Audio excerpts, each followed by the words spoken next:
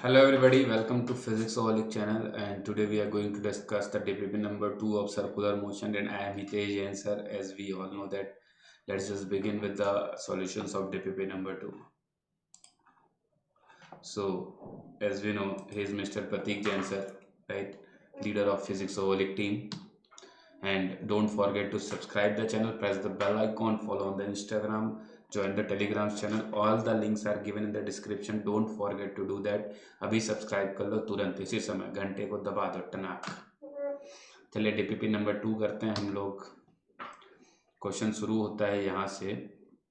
क्या बोल रहा है कि starting from rest a particle rotates R equal to 2 metre, radius जो है 2 मीटर है, विथ एंगुलर एक्सिलेशन दिया है π/4 रेडियन पर second square, the magnitude of average velocity of particle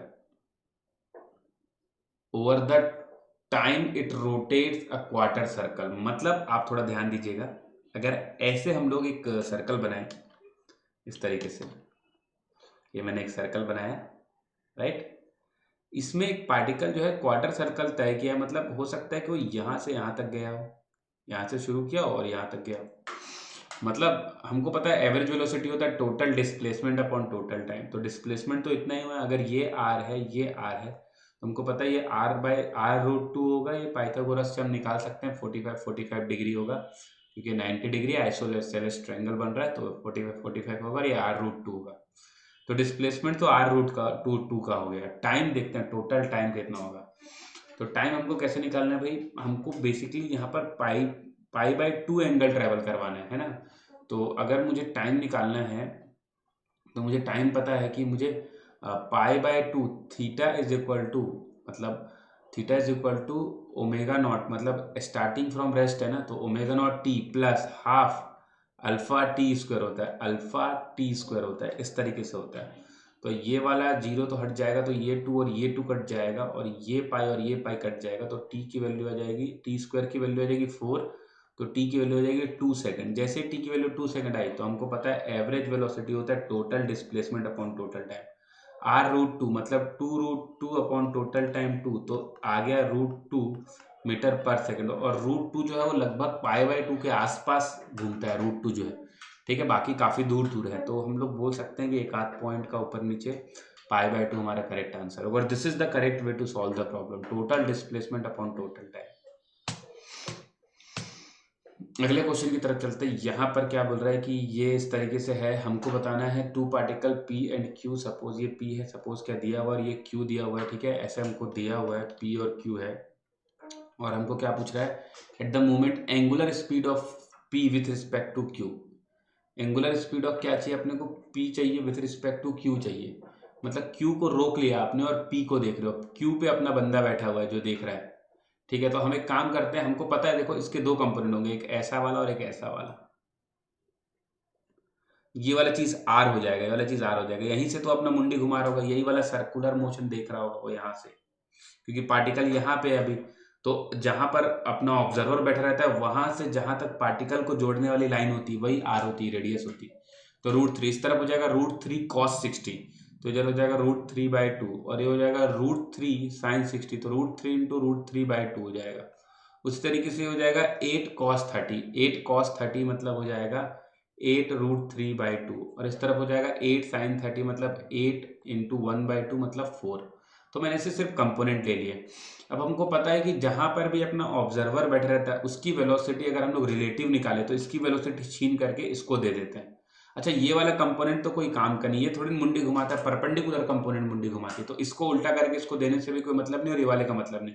तो जो भी कहानी चल रही इस वाले और इस वाले के कारण चल रही, तो हम लोग उल्टा करके दे देते हैं। तो कैसे देखेंगे, हम लोग देखेंगे कि यहाँ से 2.5 मीटर पर यहाँ अपना ऑब्जर्वर है बेसिकली, और ये पहले ऊपर 3/2 हो जाएगा ना, √3, तो ये 1.5 हो जाएगा, और नीचे हो जाएगा कितना, 4। मतलब बेसिकली ओवरऑल अगर देखा जाए तो ये अपना आदमी बैठा है, और ये वाला देखे इसको ऐसा लगेगा कि ये वाला जो पार्टिकल है ये 2.5 से इधर चल रहा है।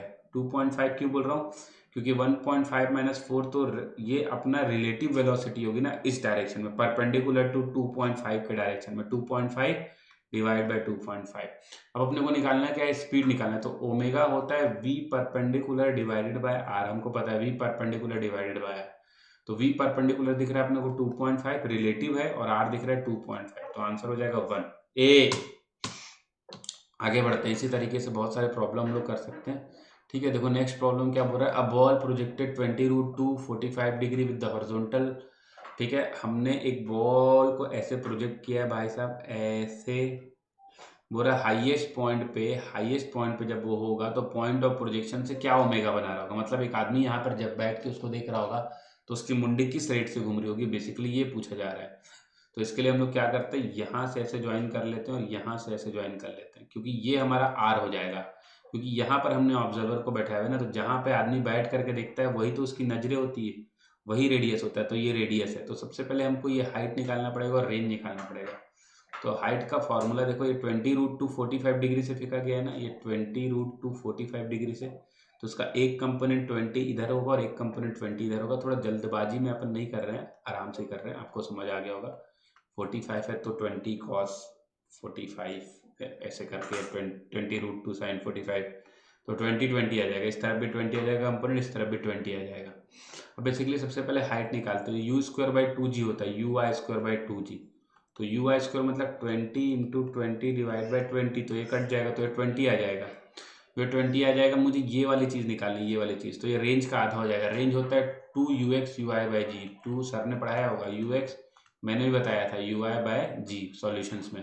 तो 2 × ux है 20, ui भी है 20 और g है 10, तो ये दोनों कट जाएगा, तो ये आ जाएगा 80 आ जाएगा। देखो समझ रहे हो ना, एक 0 0 ही काटा है, तो 2 × 4 4 20 80, तो 80 का आधा तो हो जाएगा 40, ये हो जाएगा 40, ये 20, तो ये वाला अपन निकाल लेंगे पाइथागोरस से। तो वाला कैसे निकलेगा, ये निकलेगा 20√5। करके देखते हैं कैसे आ रहा है 20√5। सबसे पहले हम करें 20 का स्क्वायर प्लस 40 का स्क्वायर का रूट कर लें अगर अपन, तो जाएगा कितना 400 प्लस 1600 का रूट, मतलब हो जाएगा ये 2000। तो 2000 को हम लोग क्या लिख सकते हैं,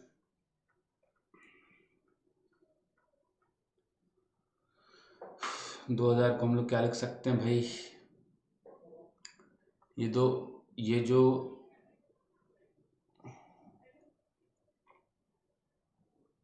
एक बार इसको अच्छे से कर लेते हैं। 20 का स्क्वायर हो जाएगा 400, 440 का स्क्वायर हो जाएगा 1600, 1600 400 2000, तो 2000 में से 2 शून्य निकल जाएगा, मतलब 10 बाहर निकल गया, और अंडर रूट बन जाएगा, ये बच जाएगा 20। तो 20 को हम लोग और क्या लिख सकते हैं, 5 × 4 लिख सकते हैं, 5 × 4। तो इसको जब मैं 5 × 4 लिख दूंगा, देखो समझ रहे हो ना, 5 × 4, तो 4 बाहर निकलेगा तो 20√5 बन जाएगा। तो ये 20√5 है, ये बात तो चमक गई अपने को।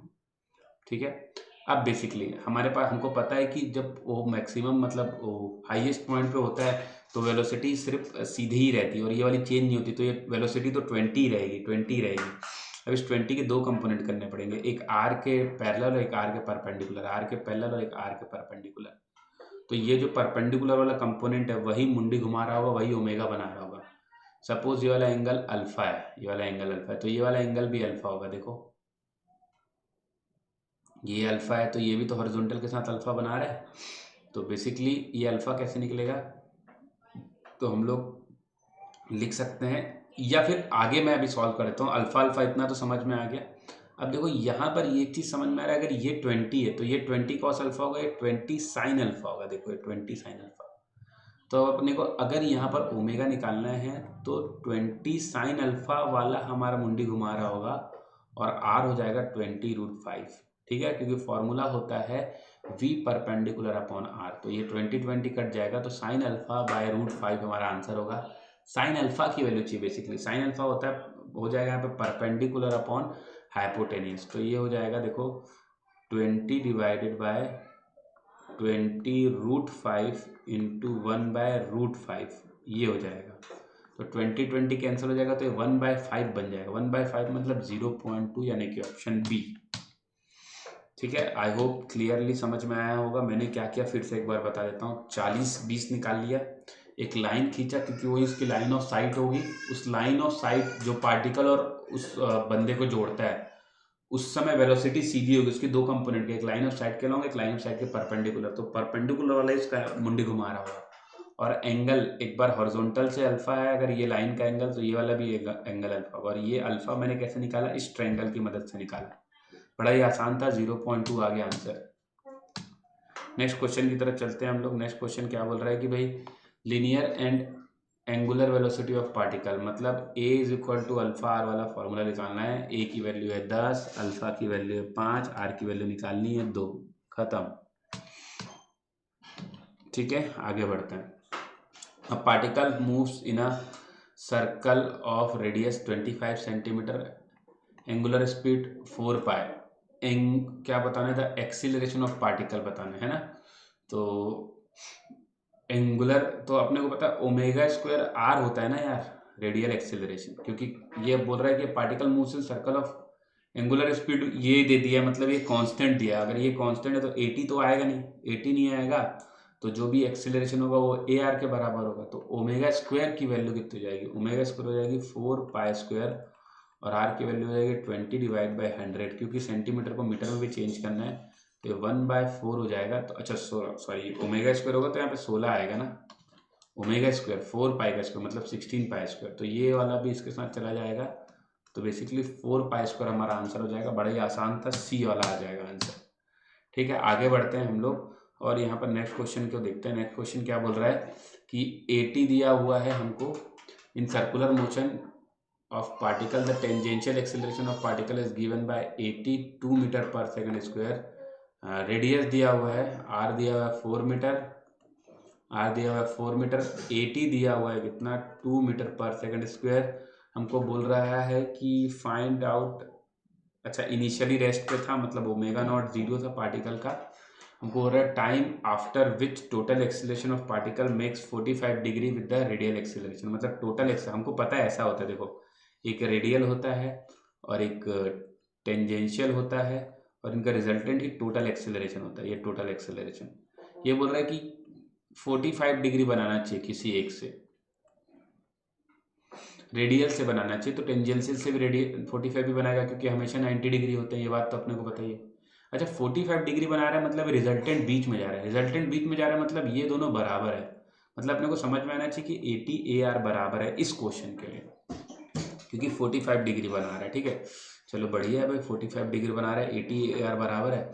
तो 80 की वैल्यू हमको पता है, 80 की वैल्यू 2t है ना, यहाँ पे मैंने गलती से लिख दिया, जो जाएगा कंट्रोल P, ये 2t है ना, 2t मीटर पर सेकंड स्क्वायर। AR की वैल्यू निकालनी है।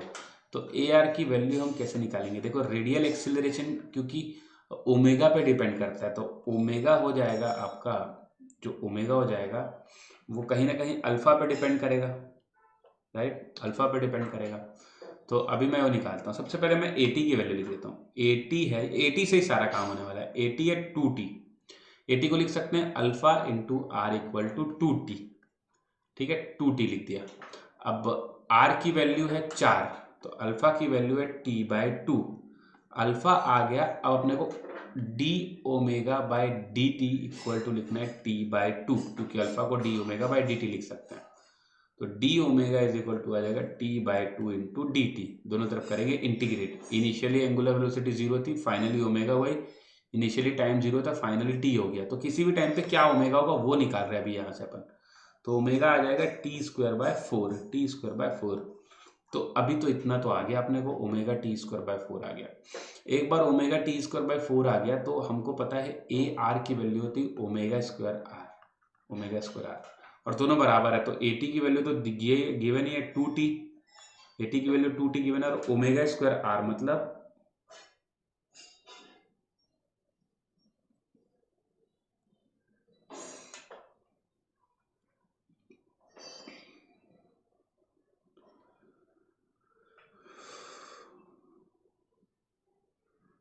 ओमेगा स्क्वायर आर, ओमेगा की वैल्यू अपने निकाली जो है t⁻²/2। ठीक है, रख देते हैं ओमेगा स्क्वायर बाय आर, मतलब ओमेगा स्क्वायर मतलब की power 4 divide by 16 omega square into R. R जो है वो है 4, तो हो जाएगा 2 जा 4 जा, ये 2 बार में चला जाएगा, और ये चला जाएगा, ओमेगा की वैल्यू भी तो रखनी पड़ेगी ना, एक मिनट रुको,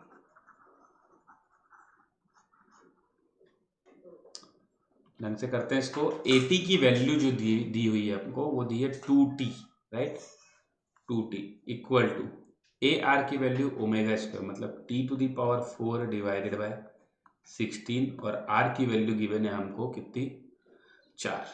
तो देखो 2 2 ज़ा 2, 8 ज़ा 3, T³ इक्वल टू 8, तो T की वैल्यू आ जाएगी 2B। ठीक है, इस तरीके से कर लेंगे, आसान है।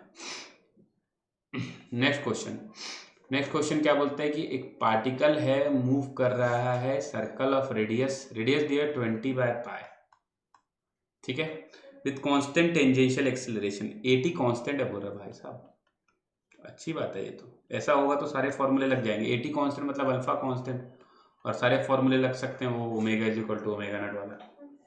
If velocity of particle is 80 meter per second at the end of कितने रिवॉल्यूशन,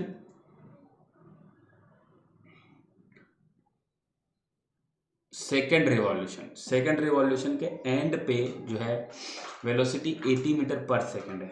तो अगर मुझे पता है v equal to omega R होता है, तो फाइनल ओमेगा निकाल सकता हूँ ना, ये 80 है इक्वल टू ओमेगा, और r की वैल्यू है 20/π, मतलब ओमेगा आ जाएगा 4π फाइनली ना, फाइनली सेकेंड रिवॉल्यूशन के बाद फाइनल ओमेगा मिल गया अपने को। फाइनल ओमेगा, अपने को टेंजेंशियल एक्सीलरेशन निकालना है, मतलब अल्फा निकालना पड़ेगा, alpha into R tangential acceleration होता है।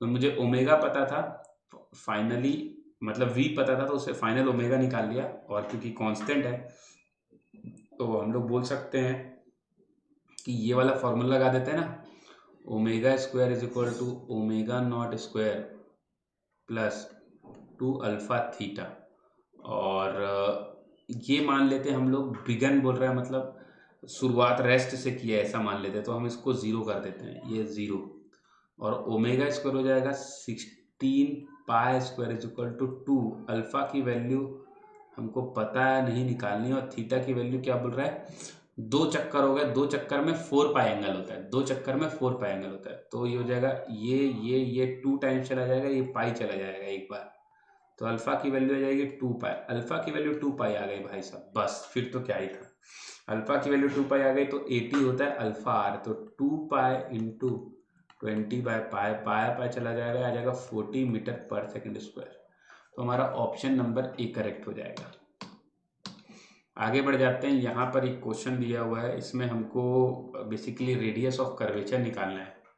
तो हम एक काम करते हैं, ये जो v है इसके 2 कंपोनेंट कर लेते हैं, एक इधर और एक इधर, ठीक है, सॉरी v के कंपोनेंट कभी नहीं करिएगा आप लोग, गलती हो गई मेरे से, v की कंपोनेंट नहीं करेंगे क्योंकि v तो एक्चुअल वेलोसिटी है ना, हम एक्सीलरेशन के 2 कंपोनेंट करेंगे, ठीक है।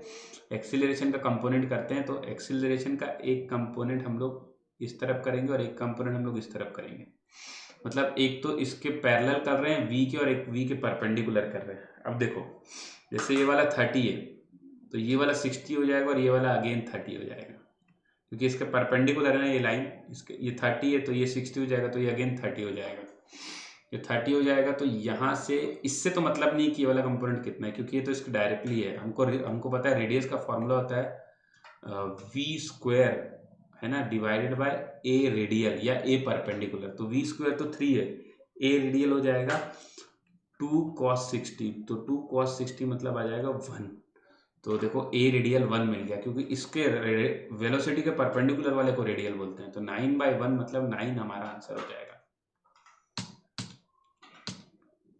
नेक्स्ट क्वेश्चन देखो, थोड़ा इंटरेस्टिंग है, अभी थोड़ा इसमें आपको समझाने की कोशिश करता हूँ मैं, आप समझना। जैसे मान लेते हैं कि कोई पार्टिकल है जो जिसकी वेलोसिटी ऐसे कुछ v है, और एक्सीलरेशन हो सकता है कि कुछ इस तरफ हो, वेलोसिटी के किसी थीटा एंगल पे, हो सकता है कि नहीं हो सकता, बिल्कुल हो सकता है। हम एक्सीलरेशन के 2 कंपोनेंट ले लेते हैं, मान लेते हैं एक्सीलरेशन और वेलोसिटी के बीच एंगल थीटा है, तो हम एक्सीलरेशन के 2 कंपोनेंट ले लेते हैं, एक ले लेते हैं a cos थीटा और एक ले लेते हैं a sin थीटा। तो बेसिकली आपको समझना चाहिए जो a cos थीटा है वो टेंजेंशियल एक्सीलरेशन और a sin theta radial acceleration है। तो हमको पता भी है कि रेडियस का फॉर्मूला होता है V square divided by a radial, मतलब हमको बेसिकली करना है V square by a sine theta. ये अपनी कहानी होनी चाहिए, ओवरऑल होनी चाहिए कि नहीं, V square divided by a sine theta, ये हमारी कहानी होनी चाहिए। तो ए साइन थीटा कैसे निकाले, साइन थीटा निकालना बेसिकली जरूरी है। तो एक बार मैं कॉस थीटा निकाल देता हूँ, ठीक है। प्लॉट करके भी कर सकते हो, लेकिन मैं कैसे भी प्रॉब्लम आ जाए, अगर सही से प्लॉट नहीं हो, सही से एंगल नहीं मिला, तब क्या करोगे, इसलिए मैं आपको सही तरीका बता रहा हूँ कैसे करना चाहिए। सबसे पहले कॉस थीटा निकालते हैं। कॉस थीटा अपने को पता है, ये हो जाएगा v dot a divide by mod v mod a, ऐसा कर लेना। और आप सबसे पहले आप कॉस थीटा निकाल लेना। हमको पता है दो वेक्टर के बीच का एंगल ऐसे निकालते हैं। तो v डॉट ए करेंगे तो 4 तिया 12 प्लस 20 हो जाएगा। और यहाँ पर अगर मैं मॉड v करूँ तो ये आ जाएगा 4√2, थोड़ा ढंग से करते जाओ, हो जाएगा 9 प्लस 25, 25 5 30 4 34, ये √34 आ जाएगा। √34 मतलब कॉस थीटा की वैल्यू जो आ जाएगी, देखो यहाँ पर हो जाएगी 32 डिवाइडेड बाय, ये इधर चला जाएगा तो ये हो जाएगा 68, तो 4√68 हो जाएगा, या फिर 8 बाय √68 आ जाएगा। ये कॉस थीटा आ गया। कॉस थीटा आ गया ना, मेरे को बेसिकली ए साइन थीटा चाहिए, क्योंकि मुझे पता है V square by a sine theta मुझे करना है। तो ए साइन थीटा के लिए साइन थीटा कैसे निकालेंगे, साइन थीटा निकालेंगे ट्रायंगल से। थीटा देखो यहाँ पर अपने को पता है कॉस थीटा होता है बेस अपॉन हाइपोटेनस, तो बेस 8 हो जाएगा, हाइपोटेनस √68 हो जाएगा। तो ये आ जाएगा, ये आ जाएगा 2। कैसे आ जाएगा 2, तो पाइथागोरस से आप निकालना है तो ये हो जाएगा 60 √68 का स्क्वायर माइनस 8 का स्क्वायर का रूट, मतलब ऐसा हो जाएगा 68 माइनस 64 का रूट, तो ये आ जाएगा 4, तो ये आ जाएगा 2 ना, तो ये वाला साइड 2 का आ जाएगा, ये वाला साइड 2 का आ जाएगा। तो मुझे अभी ए साइन थीटा मतलब ए रेडियल चाहिए। अब ए साइन थीटा मतलब ए का मैग्नीट्यूड, ए का मैग्नीट्यूड कितना है, अभी अभी निकाला था हमने √34, तो √34 into sine theta. Sine theta होता है परपेंडिकुलर अपॉन हाइपोटेनस, तो परपेंडिकुलर अपॉन √68 अगर मैं कर दूंगा तो ये इससे जाएगा तो √2 टाइम्स बचेगा। तो ओवरऑल जो ये वाला ए साइन थीटा जो आ रहा है, मतलब ए रेडियल जो आ रहा है, वो √2 आ रहा है देखा जाए तो, क्योंकि ये बेसिकली 1/√2 बचेगा और 2 से काट देगा ना, तो √2 बच जाएगा ए साइन थीटा। तो ए साइन थीटा √2 आ जाएगा, तो आर की वैल्यू निकल आएगी। तो आर की वैल्यू कैसे निकल आएगी, तो ये पहले इसका स्क्वायर करना पड़ेगा। तो एक्सीलरेशन मतलब 4√2 का स्क्वायर मतलब 16 इंटू 2, 4√2 का स्क्वायर ना, वी स्क्वायर मतलब उसका मैग्नीट्यूड, तो 4√2 का square divided by a sine theta या फिर ए आर, जो कि कितना है √2 है, कितना है √2 है। तो अभी ये 16√2 आ जाएगा, सॉल्व करेंगे तो सी ऑप्शन करेक्ट हो जाएगा। बाकी आप प्लॉट करके भी कर सकते हो, देखो इन्होंने प्लॉट किया है फिर बनाया है, कोई दिक्कत नहीं है, प्लॉट करके करो, वो भी आसान है, उस पर भी मैं नहीं बोलता कि कोई गड़बड़ है कोई दिक्कत होगी, वो भी आसान है, ठीक है। फाइनल वेलोसिटी 4√2 इधर आ जाएगा। लेकिन मैं जनरल बताया कि जनरली अगर कभी भी ऐसा सवाल आ जाए जब इसमें आपको प्लॉट करते ढंग से जम नहीं रहा है, ढंग से एंगल निकालते नहीं जम रहा है, तो आपके काम आएगा ये चीज़। अगले क्वेश्चन पे चलते हैं। क्या बोल रहा है, एक डिस्क है रोटेट कर रहा है अबाउट इट्स एक्सिस, ठीक है, डिस्क है रोटेट कर रहा है एक्सिस के अबाउट, ठीक है। एंगुलर एक्सीलरेशन है, अल्फा की वैल्यू गिवन है 4 रेडियन पर सेकंड स्क्वायर, ये दिया हुआ है। Find the radial and tangential acceleration of particle at a distance of 1 centimetre. यहाँ पर 1 सेंटीमीटर में एक पार्टिकल रखा हुआ है ना, from the axis at the end of first second after disc start rotating. Disc rotate करना स्टार्ट कर रही है, हमको क्या बताना है, टेंजेंशियल और रेडियल दोनों एक्सीलरेशन के बारे में बताना है। तो सबसे पहले हमको ओमेगा निकालना पड़ेगा। तो ओमेगा हो जाएगा